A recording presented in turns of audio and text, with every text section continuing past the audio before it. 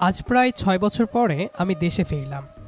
বিমানবন্দর থেকে বের হতেই গরম বাতাসটা মুখে লাগলো। এতদিন বিদেশে থাকার পর এই পরিচিত পরিবেশটাও নতুন নতুন লাগে। একটা ট্যাক্সি নিয়ে সরাসরি বাসার উদ্দেশ্যে রওনা দিলাম। বাসায় কাউকে বলিনি যে আমি আসব, সারপ্রাইজ রেখেছিলাম। বাসায় পৌঁছাতেই আম্মু দরজা খুলে দিলেন। আমাকে দেখেই জড়িয়ে কান্না করতে লাগলেন। তারপর একে একে আব্বু, ছোট ভাই সবাইকে জড়িয়ে ধরলাম। দীর্ঘ সময় পর নিজের ঘরে ফিরে অদ্ভুত একটা শান্তি লাগতে লাগলো। বিকেলের দিকে ফোনটা হাতে নিই, অনেকগুলো মিস কল আর মেসেজ।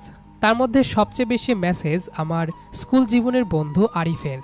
আমি কল দিতেই ওপাশ থেকে চিৎকার করে ওঠে, দেশে এলি অথচ আমাকে জানালিও না, এতটাই পর হয়ে গেলাম।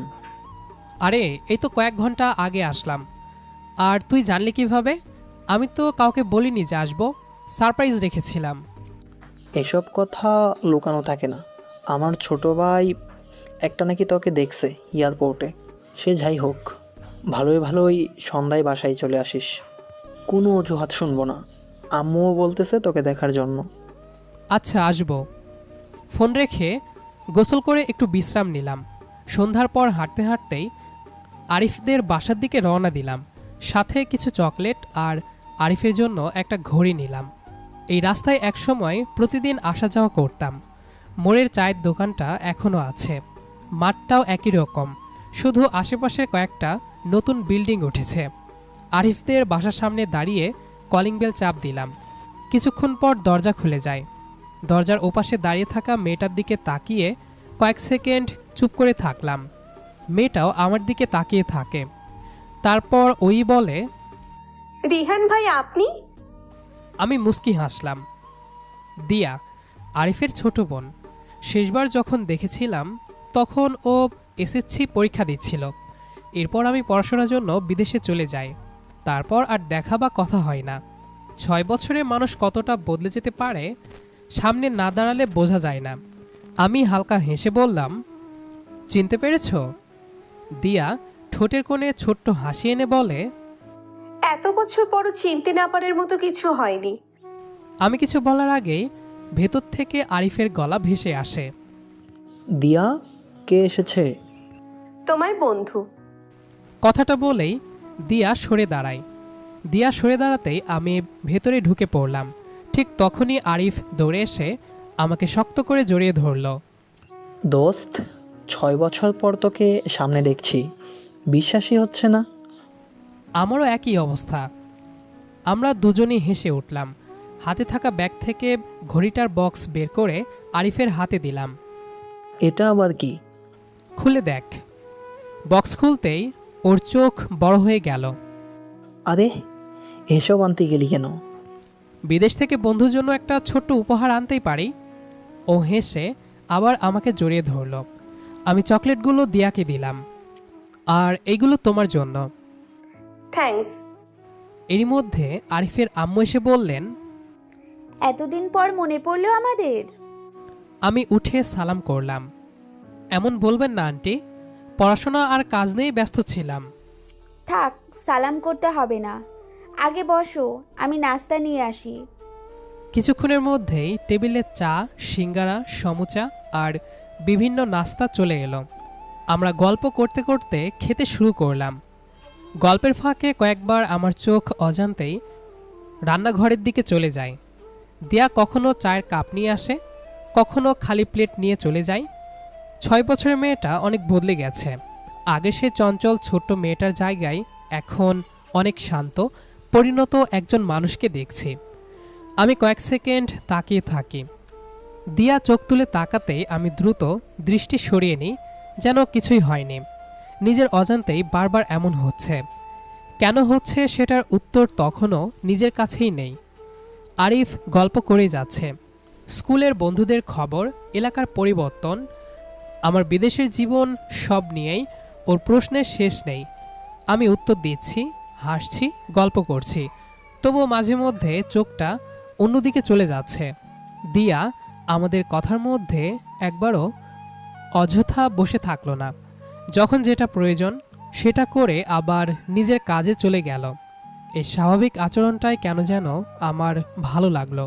ঘড়ির দিকে তাকিয়ে দেখি রাত প্রায় 8:30। আমি উঠে দাঁড়ালাম। আচ্ছা, এবার যাই। যাই মানে? খাওয়া দাওয়া করে যাবে? না আন্টি, আরেকদিন এসে খাবো। বাসায় সবাই অপেক্ষা করছে, আবার আসবো। বলেই আমি বেরিয়ে এলাম। দরজা পর্যন্ত আরিফ এগিয়ে দিল। বের হওয়ার সময় একবার পেছনে তাকাতেই দেখি দিয়া দরজার পাশে দাঁড়িয়ে আছে। চোখাচোখি হতেই ও হালকা করে হাসল। আমিও ছোট্ট করে মাথা নেড়ে বাইরে চলে এলাম। বাড়ি ফিরে পরিবারের সঙ্গে রাতের খাবার খেলাম। অনেকদিন পর সবাই একসঙ্গে বসে খেতে খেতে নানা গল্প হলো। খাওয়া শেষ করে নিজের ঘরে এসে বিছানায় শুয়ে পড়লাম। সারাদিনের ক্লান্তিতে চোখ বন্ধ হয়ে আসে। কখন ঘুমিয়ে পড়ি নিজেও বুঝতে পারি না। সকালে ঘুম ভাঙতেই জানালা দিয়ে রোদের আলো ঘরে ঢুকছে। ফ্রেশ হয়ে নাস্তা করলাম। তারপর অনেকদিন পর নিজের এলাকাটা হেঁটে ঘুরে দেখতে লাগলাম। পুরনো মাঠ, স্কুল, বাজার সবই আছে, শুধু সময় বদলে গেছে। পরিচিত কয়েকজনের সঙ্গে দেখা হয়। কুশল বিনিময় করতে করতেই দুপুর গড়িয়ে যায়। বিকেলের দিকে আরিফ ফোন দেয়।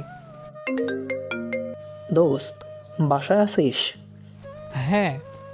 বাইক নিয়ে বের হ, একটু ঘুরে আসি। ঠিক আছে, 10 মিনিটের মধ্যে বের হচ্ছি। হেলমেট পরে বাইক নিয়ে বেরিয়ে পড়লাম। আরিফ মোড়ে দাঁড়িয়েছিল।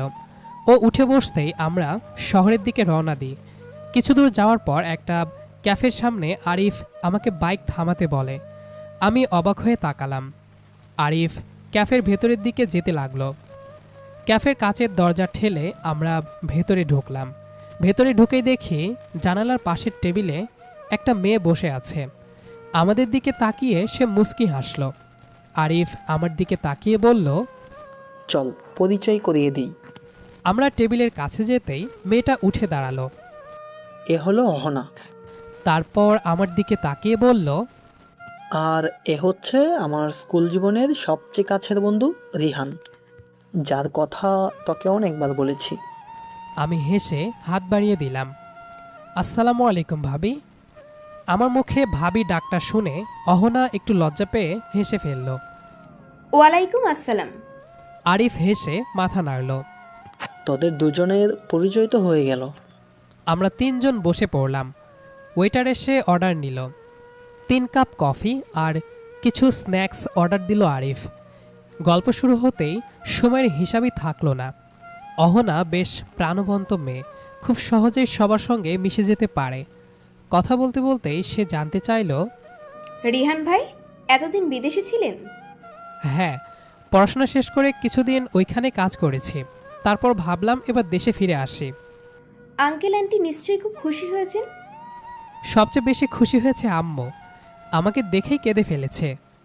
অহনা হালকা হেসে বলল, মায়েরা এমনই হয়। এরপর গল্পের বিষয় বদলে গেল। স্কুল জীবনের কত স্মৃতি, কত দুষ্টুমি, কত পুরনো ঘটনা আরিফ একটার পর একটা বলতে লাগলো। মাঝে মধ্যে অহনা হেসে বলছে, আপনাদের দুজনকে দেখে মনে হচ্ছে এখনো স্কুলেই পড়েন। আরিফের স্বভাব একটুও বদলায়নি। আর তুই খুব বদলে গেছিস নাকি? 3 জনই হেসে উঠলাম। প্রায় 1.5 ঘন্টা গল্প করার পর বাইরে তাকিয়ে দেখি সন্ধ্যা নেমে এসেছে। অহনা ঘড়ির দিকে তাকিয়ে বলল, আমার এবার যাওয়া উচিত। বাসায় দেরি হলে আম্মু চিন্তা করবে। আরিফ উঠে দাঁড়ালো। আমি তোমাকে পৌঁছে দিচ্ছি। তারপর আমার দিকে তাকিয়ে বলল, দোস্ত, তুই বাইকটা নিয়ে বাসায় চলে যা, আমি পরে রিক্সা বা সিএনজি করে চলে আসব।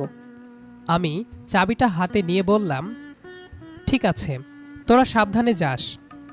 অহনা বিদায় নেওয়ার সময় হাসি মুখে বলল, আচ্ছা রিহান ভাইয়া, আবার দেখা হবে। ইনশাল্লাহ ভাবি, ভালো থাকবেন। ওদের দুজনকে ক্যাফে থেকে বের হতে দেখে আমি কয়েক সেকেন্ড দাঁড়িয়ে থাকলাম। তারপর বাইকে উঠে ধীরে ধীরে বাসার দিকে রওনা দিলাম। এরপর দিনগুলো খুব স্বাভাবিকভাবেই কাটতে লাগলো। সকালে কখনো বাসায় পরিবারের সঙ্গে সময় কাটাই, কখনো পুরনো বন্ধুদের সঙ্গে দেখা করি। বিকেল হলেই প্রায় আরিফের ফোন আসে। কখনো আমি ওদের বাসায় যাই, কখনো আরিফ আমাদের বাসায় চলে আসে। আগের মতোই আড্ডা, চা, হাসি ঠাট্টা চলতে থাকে। আন্টি আমাকে দেখলেই খেতে বসিয়ে দেন। আঙ্কেল দেশের নানান বিষয় নিয়ে গল্প করেন। এভাবেই প্রায় ৩ সপ্তাহ কেটে যায়। বিদেশ থেকে ফেরার পর প্রথম কয়েকদিন শুধু বিশ্রাম আর সবার সঙ্গে দেখা সাক্ষাৎ করি, কিন্তু এক জায়গায় বসে থাকতে আমার ভালো লাগে না। তাই ভাবতে শুরু করি দেশে কি করা যায়। বিদেশে থাকাকালীন কিছু টাকা জমিয়েছি, চাকরি আবার করতেই পারি, কিন্তু নিজের একটা কাজ করার ইচ্ছাটা অনেক দিনের। একদিন রাতে খাবার খাওয়ার সময় আব্বুকে বলি, আব্বু, একটা ব্যবসা শুরু করার কথা ভাবছি। আব্বু পানির গ্লাসটা নামিয়ে আমার দিকে তাকান। কিসের ব্যবসা? এখনও ঠিক করিনি, তবে অনলাইনের সঙ্গে অফলাইন মিলিয়ে সব কিছু করতে চাই। বাজারটা আগে বুঝে নিতে চাই। আব্বু মাথা নেড়ে বললেন, যা করবি ভেবেচিন্তে করবি, তোর সিদ্ধান্তে আমার কোনো আপত্তি নেই। পরের দিন থেকেই বিভিন্ন জায়গায় ঘুরে তথ্য সংগ্রহ করতে শুরু করি। পরিচিত কয়েকজন ব্যবসায়ীদের সঙ্গেও কথা বলি। আরিফও প্রায় প্রতিদিন আমার সঙ্গে বের হয়। একদিন ওদের বাসায় বসে ব্যবসার পরিকল্পনা নিয়ে কথা বলছি। টেবিলের উপর ল্যাপটপ খোলা, কয়েকটা হিসাব লিখছি। ঠিক তখনই দিয়া এক কাপ চা রেখে চলে যেতে নাই। হঠাৎ ওর চোখ ল্যাপটপের স্ক্রিনে পড়ে। আপনি কি অনলাইন শপ খুলবেন? আমি একটু অবাক হয়ে তাকাই। এই প্রথম দিয়া নিজে থেকে আমার কোনো বিষয়ে আগ্রহ দেখালো। হ্যাঁ, এমনটাই ভাবছি। কেন? দিয়া একটু ইতস্তত করে বলল, কিছু মনে না করলে একটা কথা বলি। বলো। এখন মানুষ শুধু ভালো প্রোডাক্ট দেখেই কিনে না, পেজের ডিজাইন, ছবি, ভিডিও সবকিছুই দেখে। তুমি এসব ব্যাপারে জানো? দিয়া হালকা হেসে বলল, বিশ্ববিদ্যালয়ের পাশাপাশি একটা অনলাইন কোর্স করেছিলাম, আর কয়েকটা ছোট বিজনেস পেজের ডিজাইনও করে দিয়েছি। আমি সত্যি অবাক হলাম। এতদিনে প্রথম বুঝলাম মেয়েটা শুধু শান্তই নয়, বেশ দক্ষও। আরিফ তখন হেসে বলল, দোস্ত, তুই তো জানতেই না, আমাদের বাসার ডিজাইনার কিন্তু এই মেয়ে। দিয়া লজ্জা পেয়ে বলল, ভাইয়া বাড়িয়ে বলবেন না। আমি হেসে বললাম, তাহলে একদিন সময় করে আমার প্ল্যানটাও দেখে দিও। অবশ্যই। সেদিনের কথোপকথন খুব বেশি সময়ের ছিল না, কিন্তু সেখান থেকে যেন একটা নতুন দরজা খুলে যায়। এরপর মাঝে মাঝেই কোনো না কোনো অজুহাতে ওদের বাসায় যাই। কখনো নতুন লোগোর ডিজাইন দেখাই, কখনো পণ্যের নাম নিয়ে মতামত চাই, কখনো আবার একটা পোস্টার বানিয়ে বলি, এটা কেমন হয়েছে? দিয়া মন দিয়ে দেখে, ভুল থাকলে সরাসরি বলে দেয়, ভালো লাগলে সেটাও বলে। সবচেয়ে ভালো লাগে ও কখনো অযথা প্রশংসা করে না। যেটা ঠিক সেটা ঠিকই বলে, যেটা ভুল সেটাও লুকায় না। ধীরে ধীরে আমাদের কথার পরিমাণ বাড়তে থাকে। আগে যেখানে কেমন আছেন, চা খাবেন, এর মধ্যেই কথা শেষ হয়ে যেত, এখন ব্যবসা নিয়ে আধা ঘন্টাও আলোচনা হয়ে যায়। তবু সম্পর্কটা পুরোপুরি স্বাভাবিক, কেউ কোনো সীমা অতিক্রম করে না। আরিফও বিষয়টাকে একদম স্বাভাবিকভাবেই নেয়, কারণ ওর কাছে আমরা শুধু ব্যবসা নিয়ে কথা বলছি। কিন্তু অদ্ভুত ব্যাপার হলো, আমি এখন ওদের বাসায় গেলে প্রথমে অজান্তেই দিয়াকে খুঁজি, আবার দিয়া ড্রয়িং রুমে ঢুকলে আমার চোখও সেদিকে চলে যায়। আমরা দুজনেই সেটা বুঝি, কিন্তু কেউ কিছু বলি না। কথা আগের মতোই স্বাভাবিক থাকে। মাঝে মধ্যে চোখাচোখি হয়ে গেলে দুজনেই হালকা হাসি দিই, তারপর আবার যে যার কাজে ব্যস্ত হয়ে পড়ি। কবে যে এই স্বাভাবিক কথাবার্তার ভেতর অদৃশ্য একটা টান তৈরি হতে শুরু করে, সেটা আমাদের কেউই বুঝতে পারি না। শুধু এটুকু বুঝি, একদিন দেখা না হলে অকারণে দিনটা কেমন যেন অসম্পূর্ণ লাগে। এভাবেই দেখতে দেখতে প্রায় ৮ মাস কেটে যায়। এই ৮ মাসে জীবনের অনেক কিছু বদলে যায়। আমার অনলাইন ব্যবসাটা শুরুতে ছোট পরিসরে শুরু হলেও ধীরে ধীরে পরিচিতি পেতে শুরু করে। প্রথম দিকে দিনে ৫-৬টা অর্ডার আসতো, এরপর সেটা ১০-২০, তারপর ৪০-৫০-এ গিয়ে দাঁড়ায়। কাজের চাপও আগের চেয়ে অনেক বেড়ে যায়। বাসার নিচতলার একটা খালি রুম ছোট অফিস বানিয়ে ফেলি। ২ জন কর্মচারীও রাখি। সকালে অফিস খুলি, রাতে বন্ধ করি। ব্যস্ততা বাড়লেও একটা অভ্যাস বদলায় না। নতুন কোনো ডিজাইন হলে আমি প্রথমে দিয়াকেই দেখাই। নতুন কোনো বিজ্ঞাপনের পোস্ট লিখলে ওর মতামত নেই। কোনো প্রোডাক্টের ছবি ঠিক না লাগলে ও নির্দ্বিধায় বলে দেয়। আমি অবাক হয়ে দেখি ওর দেওয়া পরামর্শগুলো কাজে লাগালেই ফল ভালো হয়। একদিন হেসে বললাম, জানো, আমার মনে হয় তোমাকে বেতন দেওয়া উচিত। দিয়া হেসে মাথা নাড়ে। আমি কি আপনার অফিসের স্টাফ নাকি? না, কিন্তু কাজ তো কম করো না। থাক, চা খাওয়ালেই হবে। দুজনেই হেসে ওঠে। এরপর থেকে আমাদের কথাবার্তা আগের চেয়ে অনেক বেড়ে যায়, তবে সবই সীমার মধ্যে। কখনো ব্যক্তিগত বিষয়ে খুব বেশি কথা হয় না। বেশিরভাগ সময় ব্যবসা, পড়াশোনা কিংবা সাধারণ বিষয় নিয়ে আলোচনা হয়। একদিন দুপুরে অফিসে বসে হিসাব করছি, হঠাৎ ফোনে মেসেজ আসে। আজ নতুন প্রোডাক্টের পোস্ট দেবেন না?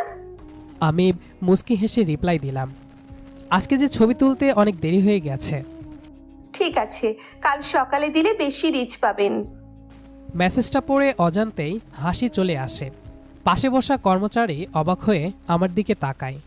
আমি দ্রুত ফোনটা নামিয়ে আবার কাজে মন দিই। এভাবেই দিনগুলো চলতে থাকে। একসময় খেয়াল করি, সারাদিনে দিয়ার সঙ্গে কথা না হলে কেমন জানি অস্বস্তি লাগে। তারপর আরও কয়েক মাস কেটে যায়। ব্যবসা এখন অনেকটাই দাঁড়িয়ে গেছে। জেলার বাইরেও অর্ডার যাচ্ছে। নতুন একটা গুদাম ভাড়া নিতে হয়। একটা ডেলিভারি ভ্যানও কিনি। সব মিলিয়ে আলহামদুলিল্লাহ কাজ ভালোই চলছে। সেদিন রাতে খাওয়ার টেবিলে বসতেই আম্মু হঠাৎ বললেন, বাবা, এখন তো ব্যবসাও ভালো চলছে। আমি ভাত খেতে খেতেই বললাম, আলহামদুলিল্লাহ। আম্মু একটু হেসে বললেন, এইবার তোর বিয়ের কথা ভাবা দরকার। আমি চুপ করে থাকি। আব্বুও এবার বললেন, কয়েকটা ভালো প্রস্তাব এসেছে, চাইলে একদিন দেখে আসতে পারি। আমি সরাসরি না করলাম না, শুধু বললাম, আপনারা যেটা ভালো মনে করেন। এরপর শুরু হয় পাত্রী দেখা, কিন্তু কিছুতেই আমার পছন্দ হয় না। এমন না যে দেখতে খারাপ বা অন্য কিছু, কিন্তু তারপরও কেন জানি মন সায় দিত না। এভাবে আরও দু একটা প্রস্তাব আসে। প্রতিবারই একই উত্তর দিই, ভালো, কিন্তু সেই কিন্তুর কারণটা আমি নিজেও বুঝতে পারি না। একদিন রাতে ঘুম আসছে না। বারান্দায় দাঁড়িয়ে আকাশের দিকে তাকিয়ে আছি। হঠাৎ মনে হতে থাকে, শেষ কবে দেয়ার সঙ্গে কথা হয়েছে। আজ তো ও কোনো মেসেজও দেয়নি। ফোনটা হাতে নিয়ে আবার রেখে দিই। নিজের কাছেই প্রশ্ন করি, আমি কেন ওর কথা ভাবছি? আর ঠিক তখনই বুঝতে পারি, যতবার অন্য কোনো মেয়েকে দেখেছি অজান্তেই দিয়ার সঙ্গে তুলনা করেছি। যতবার ভবিষ্যতের কথা ভেবেছি সেখানে অন্য কারো মুখ ভেসে ওঠেনি, শুধু দিয়ার শান্ত হাসিটাই মনে পড়েছে। আমি দীর্ঘশ্বাস ফেলি। নিজের মনকে আর অস্বীকার করতে পারি না। আমি সত্যিই দিয়াকে ভালোবেসে ফেলেছি। কিন্তু এরপরই আরেকটা চিন্তা মাথায় আসে। দিয়া শুধু একটা মেয়ে নয়, সে আমার সবচেয়ে কাছের বন্ধু, আরিফের ছোট বোন। এই একটা সত্য আমাকে পুরো রাত ঘুমাতে দেয় না। সেদিন রাতের পর থেকে আমি আর আগের মতো থাকতে পারি না। ব্যবসার কাজ করি, সবার সঙ্গে হাসি ঠাট্টা করি, কিন্তু ভেতরে ভেতরে একটা অস্থিরতা সবসময় কাজ করে। অনেকবার নিজেকে বলি, না, এটা বলা যাবে না, যদি বন্ধুত্বটাই নষ্ট হয়ে যায়। আবার মনে হয়, না বলেও তো থাকতে পারছি না। এভাবেই প্রায় 2 সপ্তাহ কেটে যায়। একদিন বিকেলে অফিস বন্ধ করে আরিফকে ফোন দিই, দোস্ত, একটু সময় হবে? তোর জন্য আবার সময় লাগে নাকি? আয়, নদীর পাড়ে বসি। সন্ধ্যার একটু আগে আমরা দুজন নদীর পাড়ে গিয়ে বসি। কিছুক্ষণ দুজনেই চুপচাপ থাকি। আরিফ আমার দিকে তাকিয়ে বলে, কি হয়েছে? তোর মুখ দেখে মনে হচ্ছে অনেক বড় কিছু বলবি। আমি একটা দীর্ঘশ্বাস ফেললাম। দোস্ত, একটা কথা বলবো, কিন্তু ভয় লাগছে। ভয় কেন? আমি নিচের দিকে তাকিয়ে বললাম, যদি তুই ভুল বুঝিস। আরিফ এবার একটু সিরিয়াস হয়। আগে বল। আমি কয়েক সেকেন্ড চুপ থেকে ধীরে ধীরে বললাম, আমি দিয়াকে পছন্দ করি। কথাটা বলেই আমি মাথা নিচু করে ফেললাম। চারপাশে কয়েক মুহূর্ত একদম নীরব হয়ে যায়। আরিফ কোনো কথা বলে না, ও শুধু নদীর পানির দিকে তাকিয়ে থাকে। আমার বুকের ভেতরটা কাঁপতে থাকে। কয়েক মিনিট পর ও ধীরে ধীরে বলে, কবে থেকে? আমি সব খুলে বললাম, কিভাবে ব্যবসার কাজ করতে গিয়ে কথাবার্তা বাড়ে, কিভাবে অজান্তেই ওকে ভালোবেসে ফেলি, আর কেন এতদিন কাউকে কিছু বলিনি। সব শুনে আরিফ আবার চুপ হয়ে যায়। তারপর আমার দিকে তাকিয়ে বলে, দোস্ত, তুই আমার সবচেয়ে কাছের মানুষদের একজন, কিন্তু দিয়া আমার ছোট বোন। তাই এই সিদ্ধান্ত আমি 1 মিনিটে নিতে পারবো না। আমাকে একটু সময় দে। আমি মাথা নেড়ে বললাম, যত সময় লাগে নে। সেদিন আমরা আর এই বিষয়ে কোনো কথা বললাম না। পরের কয়েকদিন আরিফ বিষয়টা নিয়ে একটাও কথা বলে না, আমিও জিজ্ঞেস করি না। এর মধ্যে একদিন বিকেলে আরিফ নিজের ঘরে দিয়াকে ডাকে। একটা কথা জিজ্ঞেস করব, বলো। তুই রিহানকে কিভাবে দেখিস? প্রশ্নটা শুনে দিয়া কিছুক্ষণ চুপ করে থাকে, তারপর ধীরে বলে, হঠাৎ এই প্রশ্ন? আগে উত্তর দে। দিয়া নিচের দিকে তাকিয়ে থাকে। অনেকক্ষণ পর আস্তে করে বলে, উনি খুব ভালো মানুষ। শুধু ভালো মানুষ? দিয়ার মুখটা লাল হয়ে যায়। কিছুক্ষণ পর খুব আস্তে মাথা নেড়ে বলে, যদি কখনো বিয়ে করি তাহলে ওনার মতো কাউকেই চাই। এই উত্তরটাই আরিফের জন্য যথেষ্ট ছিল। 2 দিন পর আরিফ আমাকে ফোন করে। আজ সন্ধ্যায় বাসায় আয়। আমি কিছু না জিজ্ঞেস করেই চলে যাই। ও আমাকে ছাদে নিয়ে যায়। কয়েক সেকেন্ড চুপ থেকে হঠাৎ আমার কাঁধে হাত রাখে। একটা কথা মনে রাখিস, আজ থেকে আমার বোনের চোখে যদি কোনোদিন কষ্টের পানি দেখি, তাহলে আগে তোকে জবাব দিতে হবে। আমি কোনো কথা না বলে ওর হাতটা শক্ত করে ধরলাম। নিজের জীবনের থেকেও বেশি আগলে রাখব। আরিফ হালকা হেসে বলে, তাহলে আমার কোনো আপত্তি নেই। কালই আব্বাম্মুর সঙ্গে কথা বলবো। সেদিন বুকের ভেতর সব চাপ যেন এক মুহূর্তে হালকা হয়ে যায়। কয়েকদিনের মধ্যেই 2 পরিবার একসঙ্গে বসে। আমার পরিবার তো আরিফদের সবাইকে বহু বছর ধরে চেনে। আরিফের বাবা আমার সম্পর্কে আগেই জানতেন। ব্যবসা, দায়িত্ববোধ আর পরিবারের সঙ্গে সম্পর্ক সব কিছু নিয়েই খোলামেলা আলোচনা হয়। শেষ পর্যন্ত সবাই একমত হন। দিয়া ও আমার মতামতও আলাদা করে জিজ্ঞেস করা হয়। আমরা দুজনেই লজ্জায় মাথা নিচু করে সম্মতি জানাই। এরপর আনুষ্ঠানিকভাবে আমাদের বিয়ের দিন ঠিক করা হয়।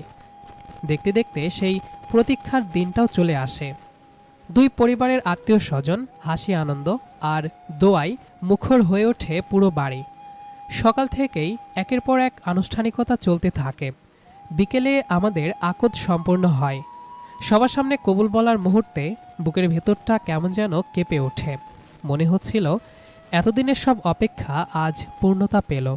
দূর থেকে একবার চোখ তুলে দিয়ার দিকে তাকাতেই দেখি ও আমার দিকেই তাকিয়ে আছে। চোখাচোখি হতেই দুজনেই লজ্জায় চোখ নামিয়ে ফেললাম। ধীরে ধীরে অতিথিদের ভিড় কমতে শুরু করলো। সবাই একে একে বিদায় নিচ্ছে। বন্ধুদের হাসি ঠাট্টা, ছোটদের দৌড়ঝাঁপ, সব মিলিয়ে বাড়িটা এখনও উৎসবের আবহে ভরা। এর মাঝেই আরিফ এসে আমার কাঁধে হাত রাখল। দোস্ত, আমি তাকাতেই ও হালকা হেসে বলল, আজ থেকে কিন্তু আমার বোন পুরোপুরি তোর দায়িত্বে। আমি মুস্কি হেসে বললাম, দায়িত্ব না, আল্লাহর দেওয়া সবচেয়ে সুন্দর আমানত। আরিফ কয়েক সেকেন্ড আমার দিকে তাকিয়ে থেকে আমাকে জড়িয়ে ধরল। সুখে থাকিস, ওকে? ইনশাআল্লাহ। তারপর দিয়াকে নিয়ে বাসায় চলে আসলাম। রাত গভীর হলে সবাই আমাকে ঘরের সামনে নিয়ে এলো। হাসি ঠাট্টার মাঝেই সব কিছু শেষ করে ধীরে ধীরে দরজা খুলে ভেতরে ঢুকলাম। ঘর জুড়ে নরম আলো জ্বলছে। চারদিকে সাদা আর লাল ফুলের সাজ, হালকা গোলাপের সুবাস পুরো ঘরে ছড়িয়ে আছে। খাটের একপাশে মাথা নিচু করে বসে আছে দিয়া। আজ ওকে যেন অন্যরকম লাগছে। লাল শাড়ি, হাতে মেহেদি, কপালে ছোট্ট টিপ। চোখ তুলে না তাকিয়েও ওর লজ্জাটা স্পষ্ট বোঝা যাচ্ছে। আমি দরজা বন্ধ করে ধীরে ধীরে সামনে গিয়ে দাঁড়ালাম। কয়েক সেকেন্ড কেউ কোনো কথা বললাম না। নীরবতাটা ভাঙলাম আমি। এত চুপচাপ কেন? কি বলবো বুঝতে পারছি না। মজার ব্যাপার জানো? কি?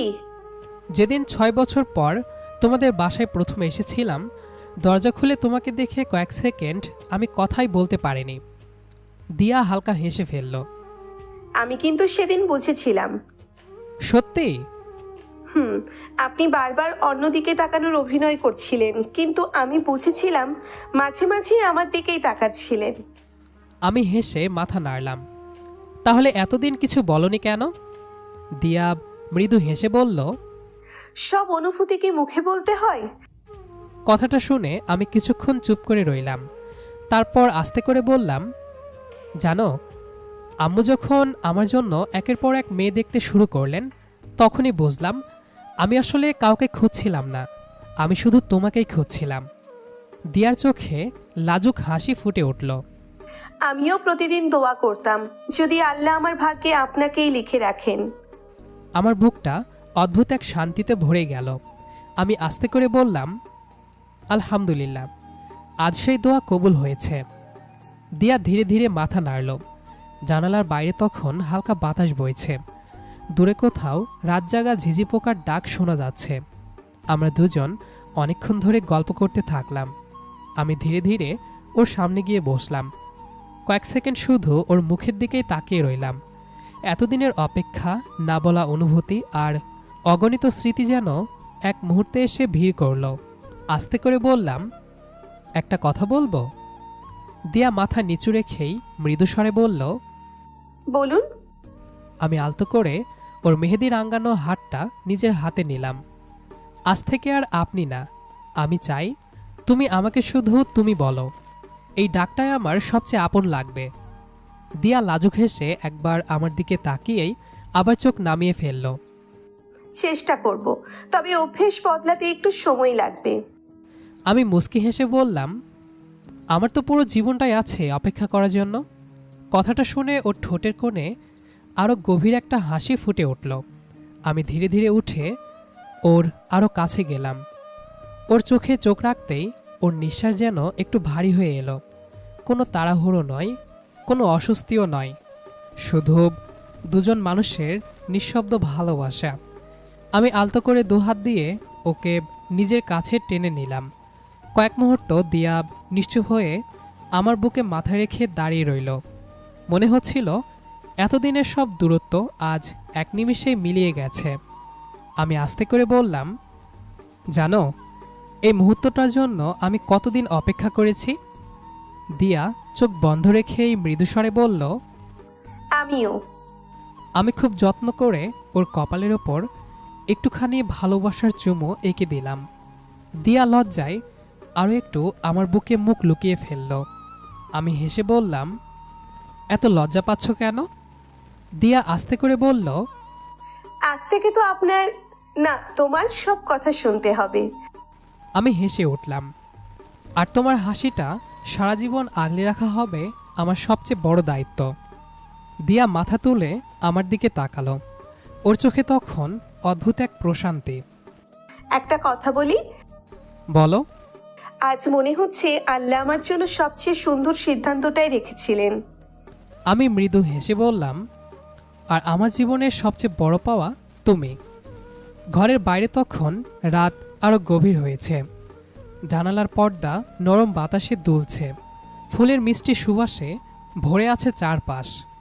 আমরা পাশাপাশি বসে ভবিষ্যতের ছোট ছোট স্বপ্ন নিয়ে গল্প করতে থাকলাম। সেই রাতের সবচেয়ে সুন্দর স্মৃতি হয়ে রইল দুজনের নীরব হাসি, একে অপরের প্রতি অগাধ বিশ্বাস আর নতুন জীবনের প্রথম অধ্যায়ের শান্ত ভালোবাসায় ভরা সূচনা। এই ছিল আমাদের আজকের গল্প। গল্পটি আপনাদের কেমন লেগেছে সেটা অবশ্যই কমেন্ট করতে জানাবেন। ভিডিওটি ভালো লাগলে লাইক, কমেন্ট, শেয়ার এবং সাবস্ক্রাইব করতে ভুলবেন না। ধন্যবাদ সবাইকে।